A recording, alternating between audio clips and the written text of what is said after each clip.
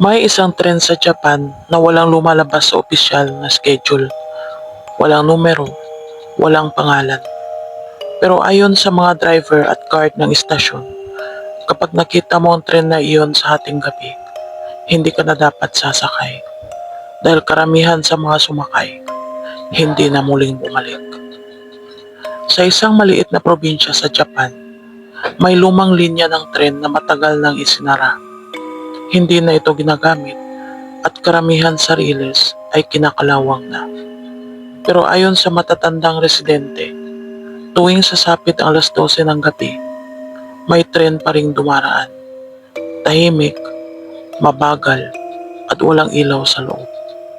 Ang tawag nila rito, the Midnight Passenger Train. Maraming nagsasabing katang-isip lamang ito. Isang urban legend na pinapasa lamang ng mga matatanda sa kabataan hanggang sa dumating si Kenji. Si Kenji ay isang call center agent sa Tokyo na napilitang umuwi sa kanilang probinsya matapos pumanaw ang kanyang lola. Siya ang huling kamag-anak na nakatira sa kanilang lumang bahay. Isang gabi, matapos ayusin ang mga gamit ng kanyang lola, nakakita siya ng lumang diary sa loob ng kahon. Ang huling entry, kung sakaling marinig mo ang tren sa hating gabi, huwag kang lalabas. Napakunot noo si Kenji. Bakit babanggitin ng kanyang lola ang tren, gayong sarado ng linya ng riles? Hindi niya ito pinapansin. Bandang 12:00 ng hating gabi, habang nakahiga siya sa kama, may narinig siyang mahinang ugong. Parang metal na dumadaustos sa bakal. Isang tunog na hindi niya narinig kailanman sa probinsyang ito. Dahan-dahan siyang bumangon, lumapit sa bintana, at doon niya nakita isang tren, itim, walang ilaw sa loob, ngunit kumagalaw. Dumaraan ito sa lumang riles na dapat ay matagal nang gumuho. Bumilis ang tibok ng kanyang puso. Naalala niyang sulat sa diary, huwag kang lalabas. Ngunit nanaig ang kanyang kuryosidad. Mabilis siyang nagsuot ng tsinelas at lumabas ng bahay.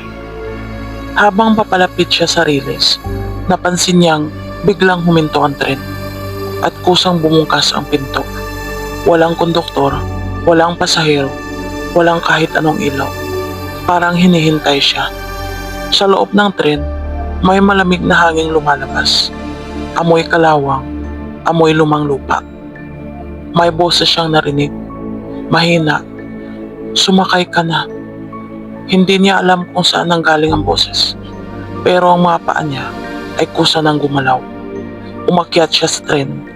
Pagpasok niya, biglang nagsara ang pinto. Sumindi ang ilaw at doon niya nakita ang mga pasahero. Nakaupo sila sa makabilang gilid. Lahat ay tahimik. Lahat ay maputla. Lahat ay nakitingin sa kanya. May babaeng may basag ang ulo. May lalaking wala ng mga mata. May batang may nakalaylay na leeg. Gusto niyang sumigaw. Pero walang lumalabas sa tunog sa kanyang bibig. Biglang umandar ang tren. Mabilis. Masyadong mabilis. Walang bintana ang makapagpakita ng labas. Puro dilim. May matandang lalaki na biglang tumabi sa kanya. Bulok ang kalahati ng mukha. Unang beses mo, tanong nito. Hindi makapagsalita si Kenji. Ngumiti ang matanda. Kapag nakasakay ka na, hindi ka na talaga makakababa. Nagsimulang umiyak si Kenji. May paraan pa, bulong ng matanda. Kapag tinanong ka kung saan ka bababa, huwag mong sasabihin ang totoo. May boses na umalingaw-ngaw sa loob ng tren. Isa-isang tumayo ang mga pasahero. Lumabas ang mga ito. Habang naglalakad sila palabas, napansin ni Kenji, paglabas nila sa pinto, nahuhulog sila pababa. Parang walang lupa. At siya na ang susunod. Lumapit sa kanya ang isang konduktor. Walang mukha. Itim lang. Saan ka bababa? Naalala niya ang sinabi ng matanda. Ngunit sa takot, nasabi niya ang pangalan ng kanilang baryo. Biglang tumahimik ang buong tren. Unti-unting lumapit ang lahat ng pasahero sa kanya. Sabay-sabay silang bumikas. Isa ka na sa amin. Bumukas ang sahig sa ilalim ng kanyang mga paa. Nahulog siya sa kadiliman. Kinabukasan, natagpuan si Kenji sa tabi ng lumang riles. Buhay, ngunit hindi na siya makapagsalita. Hindi na rin siya kumikilos. Nakaupo lamang siya, nakatitig sa kawalan. Ayon sa doktor, para raw siyang biglang tumanda ng 20 taon. Makalipas ang 3 araw, nawala si Kenji sa ospital. Walang bakas ng puwersahang paglabas. Ang huling kuha ng CCTV, makikitang tumayo siya sa kama, lumabas ng kwarto, at bago mawala sa hallway, tumigil siya sandali, humarap sa kamera, at bahagyang ngumiti. Sa likod niya, may anino ng tren. Hanggang ngayon, kapag may nakarinig ng tren sa hating gabi sa probinsyang yon, isang pangalan ang palagi naririnig sa hangin: Kenji.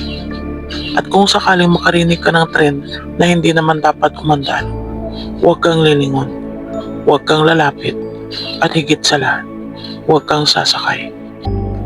Ito ang Urban Night Tales. Kung nagustuhan mong kwento, pindutin ang follow. At tandaan, ang kwentong ito ay isang katang isip lamang, hango sa mga Japanese urban legends. Hindi lahat ng tren ay patungo sa tamang destinasyon.